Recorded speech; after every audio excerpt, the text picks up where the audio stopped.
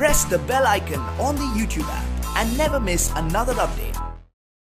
Hello and welcome to Finish Educare. Welcome to this video का topic है best time table for 10th board. 10th standard board का अगर अपने को preparation करना है तो टाइम टेबल होना एक बहुत इंपॉर्टेंट बात होती है। टाइम टेबल जब भी अपने पास होता है तो हमें पता होता है कि कैसे अपने को प्रिपरेशन करना है, कौन कौन से सब्जेक्ट्स पढ़ना है, किस दिन कौन सा सब्जेक्ट करना है और कितने टाइम में सिलेबस कंप्लीट करना है। 10th स्टैंडर्ड में अगर आपको अगर अच्छे मार्क्स स्कोर करना है तो दिसंबर तक सिलेबस कंप्लीट होना बहुत इंपॉर्टेंट है, क्योंकि उसके बाद 1-2 महीने अपने पास होते हैं, उसमें आप रिविजन कर सकते हो। तो दिसंबर में अगर आपको सिलेबस कंप्लीट करना है तो उसके लिए एक टाइम टेबल होना बहुत इंपॉर्टेंट बात होती है। तो टाइम टेबल कैसे बनाना है, कौन कौन सी बात ध्यान में रखना है, इस वीडियो में इसके बारे में बात करेंगे। तो सबसे पहले देखो कि टाइम टेबल अगर आपको प्रिपेयर करना है तो सबसे पहले सबसे बेसिक चीज होती है कि अपना जो डेली रूटीन होता है उसे एनालाइज करो, कि जो जो टाइम आप बिताते हो दिन में, एक दिन रखो, उसमें क्या क्या किया आपने ये नोट करो।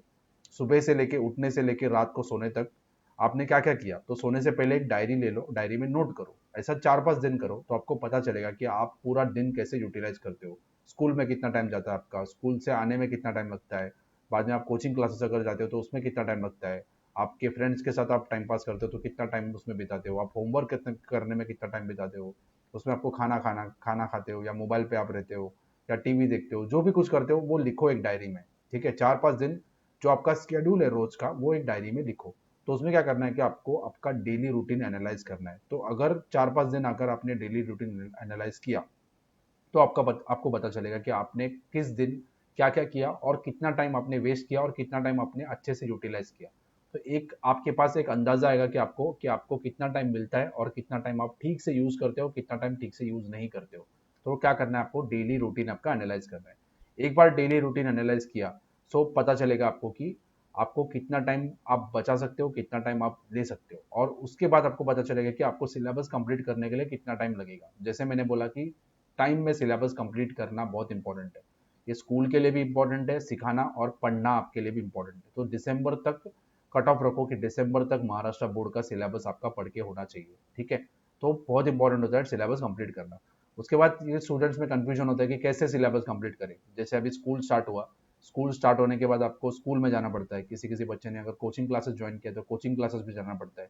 इसमें ही आपका बहुत सारा टाइम निकल जाता है कि स्कूल में 6-7 घंटा जाना है, स्कूल से वापस घर आना है, उसके बाद थोड़ा खाना खाना है या थोड़ा एंजॉय, बाद में खाना खाना है आपको, उसके बाद आप थोड़ा होमवर्क करोगे स्कूल का, उसके बाद आप कोचिंग क्लासेस जाओगे, वहाँ 3-4 घंटे बिताओगे, कोचिंग क्लासेस से आओगे, बाद में आपको कोचिंग क्लासेस का होमवर्क होगा वो करना है, उसके बाद आपके बुक कंप्लीशन होते हैं, बहुत सारी चीज़ें होती है और उसमें से आपको कुछ टाइम निकालना होता है आपके सेल्फ स्टडी के लिए। तो ये बहुत सारे स्टूडेंट्स के बीच में कंफ्यूजन होता है कि कैसे टाइम निकाले। ठीक है, इसके बारे में हम आगे डिस्कस करेंगे। सो सबसे पहले क्या करना है कि आपको एक रियलिस्टिक गोल सेट करना है, कि जैसे मैंने बोला कि आपको आपका डेली रूटीन एनालाइज करना है। डेली रूटीन एनालाइज करने के बाद आपको पता चलेगा कि आपके पास कितना टाइम बचेगा, आप कितना टाइम अच्छे से यूटिलाइज कर सकते हो, कितना टाइम आप वेस्ट कर रहे हो, ये आपको पता चलेगा। उसके बाद क्या करना है कि आपको एक गोल सेट करना है। गोल दोनों टाइप का गोल सेट करना है। एक गोल सेट करना है कि आपको कितने परसेंटेज लाना है, कितना मार्क्स स्कोर करना है, ये गोल हुआ। दूसरा गोल होता है कि आपको कितना घंटा पढ़ाई करना है रोज का, और ये दोनों भी गोल होते हैं, ये रियलिस्टिक होना चाहिए। आपको पता होना चाहिए कि आप कितने अचीव कर सकते हो। तो अंडर एस्टिमेट भी नहीं करना है और ओवर एस्टिमेट भी नहीं करना है। जैसे कि आपको पता है कि चलो आप अभी 60% स्कोर करते हो, आपने बहुत मेहनत किया तो आप 80 तक पहुंच जाओगे, तो ये 80 का गोल रखो। ठीक है, दूसरा टाइम के बारे में बात करेंगे। तो अभी आप सपोज डेली 1 घंटा आप सेल्फ स्टडी करते हो और आप और 1 घंटा बढ़ा सकते हो। ठीक है, तो आप 1 घंटा बढ़ाओ। ऐसे मत बोलो कि मैं 5 घंटे पढ़ूंगा, तो ऐसा नहीं होगा। एक रियलिस्टिक गोल सेट करो, जितना आप कर सकते हो वैसे ही एक गोल सेट करो। ओके, अंडर एस्टिमेट भी नहीं करना है। मतलब आप 1 घंटा करते हो तो आप ऐसा नहीं बोलो कि मैं 1.5 घंटा ही करूंगा, बस ऐसा नहीं है। तो अंडर एस्टिमेट भी नहीं करना है, रियलिस्टिक गोल सेट करना है। ठीक है, तो सबसे पहले जब भी आप टाइम टेबल बनाओगे तो आपको क्या करना है, आपके वीकर सब्जेक्ट्स आइडेंटिफाई करना है कि कौन से सब्जेक्ट्स में आपको कम मार्क्स मिलते हैं, ये आइडेंटिफाई करना है। ऐसा क्यों? जब भी आपको पता चलेगा कि आपके कौन से सब्जेक्ट्स वीक है तो आप उस सब्जेक्ट्स के लिए ज़्यादा टाइम यूटिलाइज कर सकते हो। तो जब भी टाइम टेबल बनाओगे तभी आपका जो इंपॉर्टेंट टाइम होता है, जो प्राइम टाइम होता है, जिसमें आप ज़्यादा अलर्ट रहते हो, ज़्यादा एक्टिव रहते हो, ज़्यादा पढ़ सकते हो, ऐसे टाइम में आपको वीकर सब्जेक्ट्स को स्टडी करना है। ठीक है, तो प्रायोरिटाइज करो वीकर सब्जेक्ट्स को। सबसे पहले आइडेंटिफाई करो, उसके बाद उसको प्रायोरिटाइज करो। प्रायोरिटाइज मतलब उसको ज़्यादा इंपॉर्टेंस दो। इसका मतलब ऐसा नहीं होता है कि जो आपके स्ट्रॉन्ग सब्जेक्ट्स है उसको पूरी तरीके से इग्नोर करो, ऐसे भी नहीं करना है। दोनों को बैलेंस बना के पढ़ाई करना है आपको। ठीक है, उसके बाद try to cover every subject. बहुत सारे बच्चे क्या करते हैं कि मैथ्स पढ़ते पूरा दिन या पूरा वीक भर मैथ्स ही पढ़ते रहते, दूसरे सब्जेक्ट्स को हाथ ही नहीं लगाते, ऐसे नहीं करना है। सारे सब्जेक्ट्स को आपको टच करना है, सारे सब्जेक्ट्स में अगर आपने अच्छे से मार्क्स स्कोर किया तभी आपको अच्छे मार्क्स मिलेंगे। एक ही सब्जेक्ट पढ़ते रहोगे तो नहीं होने वाला है, बाकी सब्जेक्ट्स में आपको कम मार्क्स मिलेंगे। ठीक है, तो prepare at separate time table for weekdays and weekend. तो हॉलीडेज जो होते हैं और जो आपके वीक डेज होते हैं, वीक डेज मतलब जिस दिन आप स्कूल जाते हो, कोचिंग क्लासेस जाते हो, ऐसे दोनों दिन के लिए आपको अलग अलग टाइम टेबल बनाना है। क्योंकि हॉलीडेज में आपको ज़्यादा टाइम मिलता है, तो ज़्यादा टाइम आप पढ़ाई के लिए यूटिलाइज कर सकते हो। ठीक है, तो और आपका जो स्कूल वाला दिन होता है, जिस दिन आप स्कूल जाते हो, कोचिंग क्लासेस जाते हो, उसमें आपको बहुत कम टाइम मिलता है पढ़ाई करने के लिए, तो उसके लिए अलग टाइम टेबल बनाना है। तो अभी हम देखते हैं कि कैसे आप टाइम टेबल बना सकते हो। ठीक है, so study time table during school days. School days में देखो, स्कूल में आपको 6 घंटा जाते हो आप, ठीक है, उसके बाद कोचिंग क्लासेस रहता है तो 3 घंटा कोचिंग क्लासेस, 3 से 4 घंटे आप कोचिंग क्लासेस में रहते हो, तो 9 घंटे अपने इधर ही चले गए, जिसमें आप क्या कर रहे हो, सिर्फ पढ़ रहे हो। ठीक है, सीख रहे हो। ठीक है, सीखना, रोज रोज नए नए टीचर आते हैं, आपको सिखाते रहते हैं, तो ये टॉपिक्स, नए नए टॉपिक्स आपको पता चलता है टीचर से। ये आपने क्या किया, सीख लिया स्कूल में जाके, अभी आपको खुद पढ़ना है, सेल्फ स्टडी भी करना है। ये आप, मैं सेल्फ स्टडी में नहीं गिनूंगा, ये होते हैं लर्निंग, आपका लर्न कर रहे हो, आप सिर्फ नई नई चीजें सीख रहे हो। उसके बाद ट्रैवलिंग, स्कूल अगर दूर है या कोचिंग क्लासेस दूर है तो आपका ट्रैवलिंग में टाइम जाता है, 1-2 घंटा जाता है। अगर किसी का स्कूल और कोचिंग क्लासेस नजदीक है तो आप क्या कर सकते हो, ये टाइम को कम कर सकते हो और वो टाइम आप पढ़ाई के लिए यूटिलाइज कर सकते हो। ये मैंने जनरल टाइम टेबल बनाया सारे लोगों के लिए। उसके बाद स्कूल और कोचिंग क्लासेस का होमवर्क होता है। ये डेली होमवर्क अगर आप पकड़ोगे तो 2 घंटे का होता है।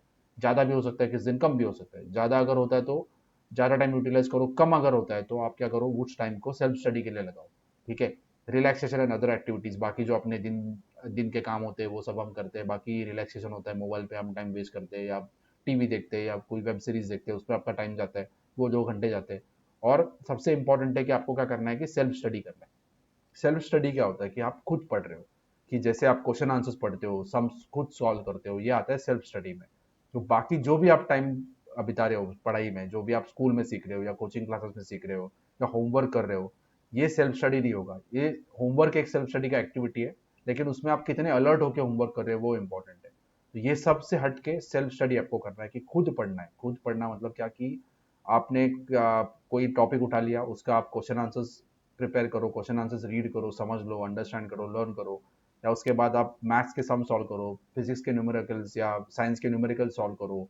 ठीक है, थियरम्स वगैरह होते हैं मैथ्स के, वो करो। तो इसमें क्या करोगे, आप सेल्फ स्टडी करोगे, खुद पढ़ोगे। इसके लिए आपको डेली 2 घंटा निकालना ही है, कम से कम 2 घंटा निकालना है। अभी देखो, ये 10th का इंपॉर्टेंट साल है, तो उसमें आपको आपका जो शेड्यूल एकदम टाइट होना चाहिए, कि आपको ज़्यादा से ज़्यादा टाइम पढ़ाई में लगाना चाहिए, तभी जाके आपको अच्छे मार्क्स मिलेंगे और आगे जाके अच्छे कॉलेज में एडमिशन मिलेंगे।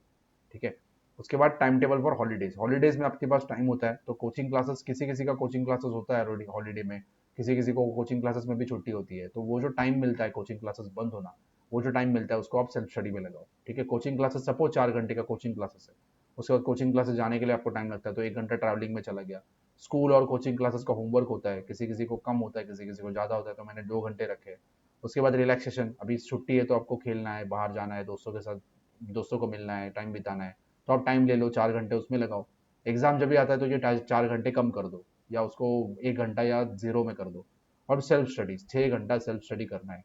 10th में अगर आपको अच्छे मार्क्स करना है, तो स्कोर करना है, तो जितना ज़्यादा हो सके टाइम आपको यूटिलाइज करना पड़ेगा।